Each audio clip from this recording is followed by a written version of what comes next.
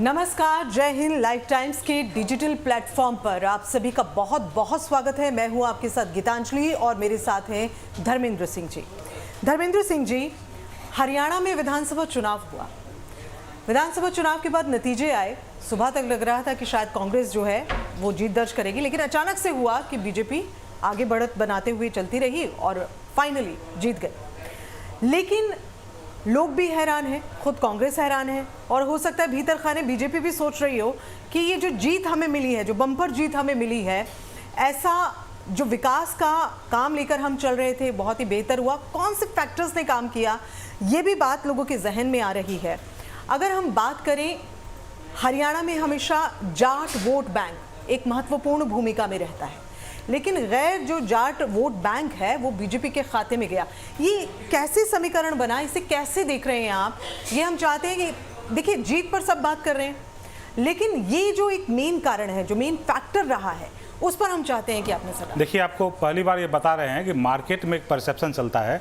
जैसे कि आप देख रहे होंगे कि चुनाव के पहले बोला जा रहा था कांग्रेस जीत रही है, तो पूरी जनता मान गई कि जीत रही है कांग्रेस। हाँ। अब क्या चल रहा है, एक नया एक जो परसेप्शन, एक थ्योरी जो चल रही है, जाट वर्सेस गैर जाट कर दिया। क्या ऐसा हुआ या नहीं हुआ, उस पर हम तहकीकात करने की कोशिश कर रहे हैं। हाँ। क्योंकि सारे मीडिया से लेके, पेपर हाँ। से लेके, हाँ। जनरल पॉलिटिकल लीडर से जनरल लोग वही बात कर रहे हैं। लेकिन पहले आपको ये समझाते हैं। देखिए, हाँ।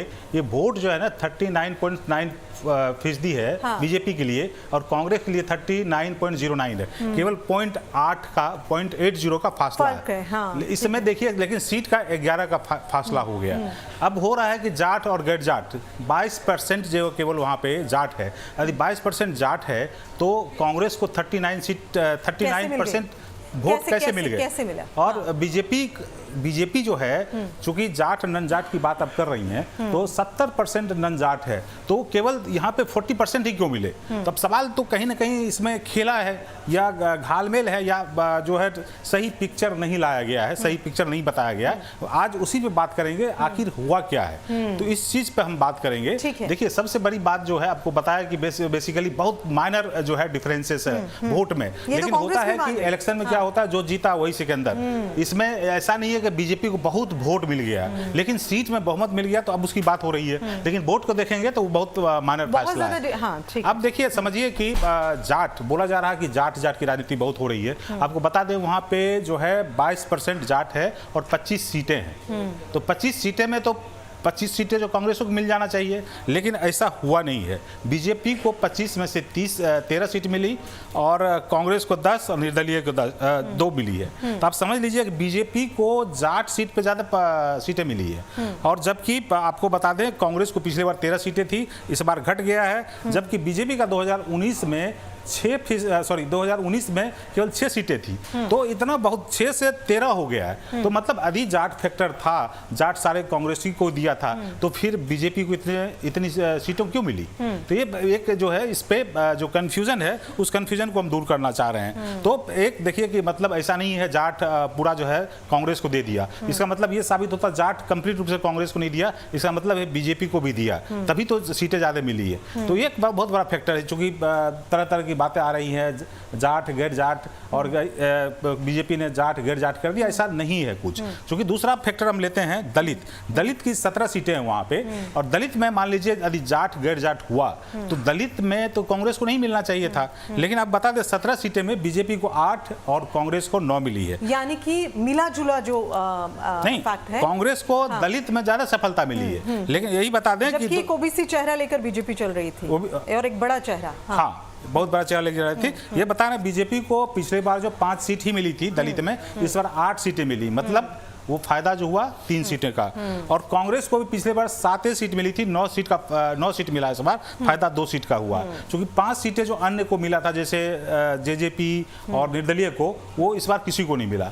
तो ये जो परसेप्शन चल रहा है राजनीति में कि जाट नन जाट, इसमें बहुत सारे एक्सपर्ट का मैं सुनते लगा कि इस पे करना चाहिए। आखिर हकीकत क्या है वहाँ पे, जमीनी हकीकत क्या है। तो मैंने आपका मैंने जाट की बात की, दलित की बात की। अब देखिए, अहिर यादव का भी जो है वहाँ पे 6% वोट है, और वहाँ पे 11 सीट माना जाता है। 11 में से 10 सीटें जो बीजेपी को मिली, एक जो है केवल कांग्रेस को मिली। तो वो वहाँ पे जात समीकरण से आप जाति समीकरण से जोड़ रहे हैं, ऐसा कुछ नहीं है। जो उसमें डिपेंड करता है कि कोई भी जाति का 60% वोट मिल जाता है तो माना जाता है उस पार्टी का है, यदि 70-80% मिल जाता है तो माना जाता है कि थम्पिंग मेजोरिटी से दिया है, और यदि मान लीजिए 90% जाता है तो माना जाता है वो ब्लाइंड सपोर्टर है। तो ऐसा कुछ दिख नहीं रहा, रिजल्ट में नहीं दिख रहा, परसेंटेज में भले जो भी हो लेकिन रिजल्ट में नहीं दिख रहा। दूसरी बात ये बता दें कि बीजेपी जीतने की वजह जो है, अर्बन में भी, चूंकि अर्बन में बीजेपी सबसे ज़्यादा वोट मिलता है, 48% जो है सीटें, 48% वोट जो मिला है अर्बन में, और केवल कांग्रेस को 27% मिला है। उसके सेमी अर्बन में भी बीजेपी डोमिनेटेड थी, 46% मिला है, और कांग्रेस को 33% मिला है। लेकिन अब जैसे जैसे आप रूरल में जाइएगा, सेमी अर्बन में जाइएगा, तो वहाँ पे कांग्रेस का वर्चस्व दिख रहा है हल्का पल्का। चूँकि सेमी अर्बन में बीजेपी को 37% मिली थी और कांग्रेस को 44%। उसके बाद रूरल एरिया में जो है बीजेपी को 36% मिली थी और जाके कांग्रेस को 40% मिली थी। तो बहुत 4-5 बने अर्बन एरिया में ज़्यादा दिख रहा है, रूरल एरिया में कम दिख रहा है। तो ऐसा मुझे दिख नहीं रहा, क्योंकि मैंने आपको बताया कि 22% है, 22% कंप्लीट वोट नहीं दिया होगा, तो 60% दिया होगा, तो 15% ही जाट का वोट होना चाहिए। तो वोट कितना आ रहा है? 40। 70 की बात कर रहे थे, मिल रहा 40। मतलब ये फैक्टर नहीं है, कुछ और फैक्टर है वहाँ पे। तो सबसे बड़ी बात है कि बीजेपी को अक्रॉस द बोर्ड जो है वोट सीट मिला, कांग्रेस को मिला। क्योंकि कांग्रेस की सीटें जो पिछले बार जो है 30 थी मेरे ख्याल से, उस वो 39 हो गया, 9 सीट का बेनिफिट हुआ।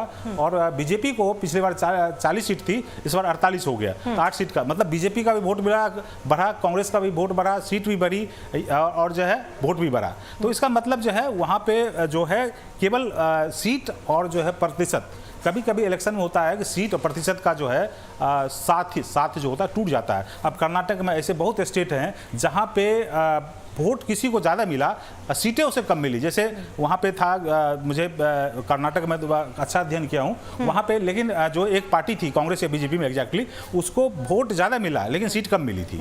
तो इस तरह के भी चीज़ होते हैं। तो इसमें हुआ क्या, जो मैं बताना चाह रहा हूँ उनको, कि कांग्रेस जो कुछ सीट पे जो बेहतर परफॉर्मेंस, मार्जिन सपोज दैट जीतने के लिए एक वोट जो है बहुत इंपॉर्टेंट होता है, और आपको 1 लाख वोट मिल गया तो उसका कोई फायदा नहीं है। वो एक जो है अपने दिखाने के लिए 1 लाख वोट से जाता। तो कुछ सीटें पे जो है, कुछ सीटों पे कांग्रेस को ज्यादा वोट मिला लेकिन सारे सीटों पे नहीं मिला। बीजेपी को अक्रॉस द बोर्ड जो है सब जगह उनको कहीं ना कहीं ठीक मिला, कम मार्जिन होगा। लेकिन जो है ये जो देख रहे हैं कि क्यों जो है बीजेपी आगे चली गई, उसकी यही वजह है कि कांग्रेस को कुछ सीटों पे ज्यादा वोट से जीत हुई है, और इसका जो है बीजेपी का लगता है अक्रॉस द स्टेट में थोड़ा सा परफॉर्मेंस जो है कम मार्जिन से हुआ होगा। सबसे बड़ी बात होती है कि देखिए एंटी इनकम्बेंसी फैक्टर जो है लगातार की बात हो रही थी, और ये तीसरी बार जो है बीजेपी जीत के आई है। तो इसमें बहुत सारे फैक्टर, देखिए हरियाणा सरकार का एक उपलब्धि है कि भ्रष्टाचार का आरोप नहीं लगा वहाँ, किसी तरह का भ्रष्टाचार का आरोप जो है अभी तक मेरे नज़र में नहीं आया कि बीजेपी सरकार पे जो है भ्रष्टाचार का आरोप लगा। दूसरी बात है कि अपराध पे काबू किया गया। पहले आपको लगता था कि जैसे पश्चिम उत्तर प्रदेश में ज़्यादा अपराध होते थे, लॉ एंड ऑर्डर की स्थिति, लेकिन हरियाणा में भी लगता है लॉ एंड ऑर्डर पे बहुत काबू किया गया।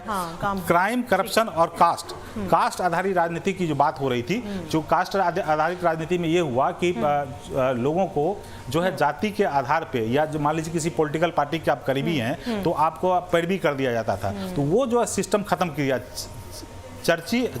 वो जो खर्ची और पर्ची की जो बात हो रही थी, तो वो चीज़ खत्म किया गया। तो एक तरह से कॉन्फिडेंस बना वहाँ पे वोटरों का, और इसी वजह से है। अच्छा चलिए धर्मेंद्र जी, ये अहम पॉइंट जो है आपने गिनवाए, और सबसे ज़्यादा जो लोगों के जहन में था ये जाट वोट बैंक और गैर जाट वोट बैंक के लेकर जो लोगों की परसेप्शन थी वो तो यहाँ क्लियर हो गई होंगी।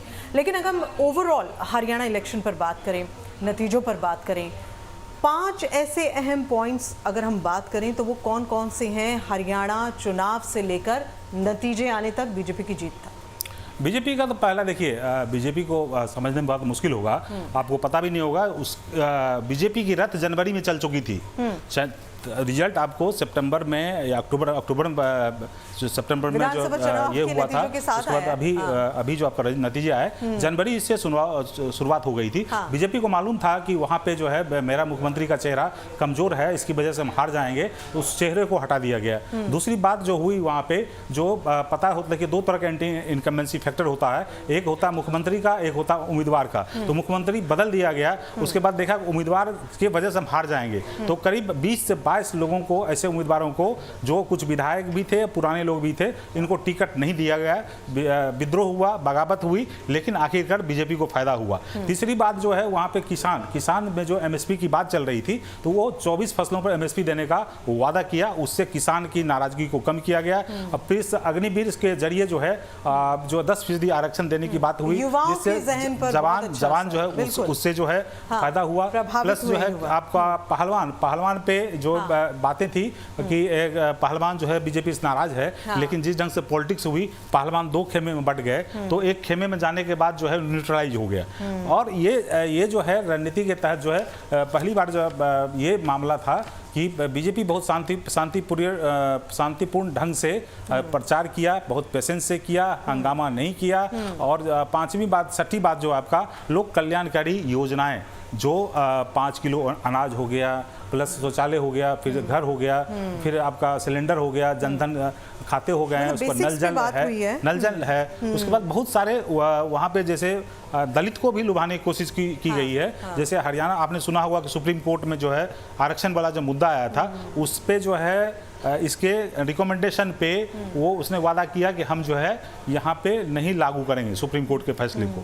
तो ये बहुत सारे छोटे मोटे काम किए गए, जिसकी वजह से लगता है कॉन्फिडेंस जो बना, और तीसरी बात आने की बात हुई। बिल्कुल बिल्कुल। तो ओवरऑल हमने चर्चा की है, जो अभी तक शायद ये सब चैनल्स पर बहुत देखा जा रहा है कि क्यों जीती बीजेपी, क्यों हार गई कांग्रेस, लेकिन जो मेन अहम पॉइंट्स हैं, और जैसे हम जिक्र कर रहे हैं कि हरियाणा में जाट वोट बैंक एक महत्वपूर्ण भूमिका निभाता है, लेकिन उसका भी फैक्टर क्या है ये अभी आपने जाना। हरियाणा में जिस तरह से बीजेपी ने जीत दर्ज की है और सब सत्ता पर काबिज होने के लिए तैयार है, वो फैक्टर्स भी हमने लोगों के बीच में रखे हैं। तो आज के इस खास विषय के साथ कुछ अगर अहम जानकारी नहीं, उसमें मैनिफेस्टो में था, चूँकि आपको पता है कि वहाँ पे जो मध्य प्रदेश में महिलाओं के लिए जो है शिवराज सिंह सरकार ने लाडली योजना का शुरू किया था।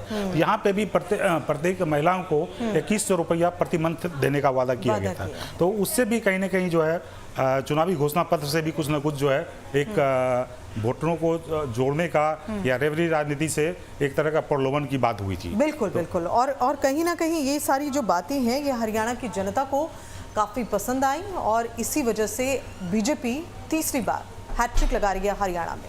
बहरहाल आज का विषय हमारा बहुत ही अहम हमने अपने दर्शकों के बीच रखा। उम्मीद करते हैं आपको ये विषय, ये जानकारी पसंद आई होगी, और हम आपसे इतना कहना चाहते हैं कि और ज़्यादा जानकारी के लिए, ताज़ा तरीन खबरों के लिए आप लाइव टाइम्स से यूं ही जुड़े रहिए। हम कल फिर लौटेंगे एक अन्य विषय के साथ, तब तक आप लाइव टाइम्स देखते रहिए। जय हिंद।